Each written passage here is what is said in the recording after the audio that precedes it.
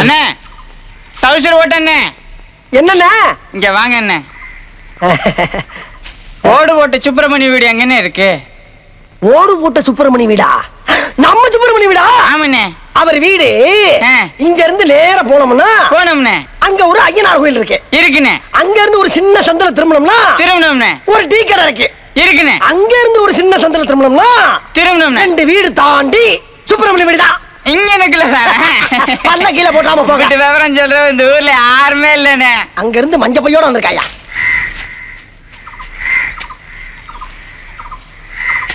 அண்ணே தலைப்பா கட்டுனே. என்னண்ணே? நீங்க சொன்ன மத்ததெல்லாம் புரிஞ்சிருச்சுனே. இந்த ஐயனார் கோயில்னு சொன்னீங்க, அது எங்கனக்குள்ளே இருக்கு? எது? இங்க இருந்து போனவன முத ஒரு ஐயனார் கோயில் இருக்குன்னு சொன்னேன், அதான் புரியலையா? ஆமாண்ணே. மத்ததெல்லாம் புரிஞ்சு போச்சு. புரிஞ்சிருச்சுனே. இங்க இருந்து போனோம்னா முத ஒரு தண்ணி கிணறு வரும். வருதுண்ணே. அங்க இருந்து வலது பக்கம் திரும்பணும்னா ஒரு முளைக்கூட்டு திண்ணை வரும். வருதுண்ணே. அங்க இருந்து இடது பக்கம் திரும்பணும்னா ஒரு 5ஆம் கிளாஸ் பள்ளிக்கூடம் வரும். வருதுண்ணே. அங்க இருந்து 2 வீடு தாண்டி ஐயனார் கோயில். இங்க இருக்குல்லதானே. இப்ப நான் சொன்னதெல்லாம் விளாவரியா புரிஞ்சிருச்சா? புரிஞ்சிருச்சுனே. காலங்காத்தால என் உசுரை புடிங்கி திங்கிறதுக்குன்னு ஒருத்தன் வந்திருக்காயா? அண்ணே தப்பா நினைச்சுக்காயண்ணே. இந்த இடையில தண்ணி கிணறுன்னு ஒண்ணு சொன்னீங்களே, அது எங்க இருக்குன்னு?